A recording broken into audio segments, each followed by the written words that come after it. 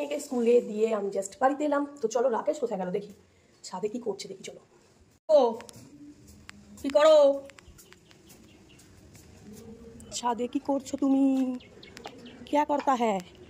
এখানে বসে বসে মাটি নিয়ে বসে পড়েছে সকাল সকাল। কি করছো এটা, কি করবে? এগুলো ডগা বেরিয়ে গেছে। কোথায় ডগা বেরিয়ে গেছে? ও আচ্ছা, গ্রাফটিং করছে, গাছটাকে গ্রাফটিং করেছিল এখন আর একটা নতুন পটে বসাচ্ছে। এই দেখো ডগা বেরিয়ে গেছে অলরেডি, ঠিক আছে, গ্রাফটিং করেছিল। অ্যাডিনিয়ামে গ্রাফটিং চলছে এখন, ওটাকে নতুন পটে এখন ট্রান্সফার করবে, রিপোর্ট করবে। এই দেখো এখানে কত অ্যাডিনিয়াম গ্রাফটিং করেছে, দেখবে দেখো সব রোজি ভ্যারাইটি। দেখো এই হচ্ছে রাকেশবাবুর সকাল সকাল কাজ। সকালবেলা গাছের পেছনে কিছু না হলেও 2 ঘন্টা হাঁটতে হয়, তবে এত সুন্দর গাছ তৈরি করা যায়। কোনটা?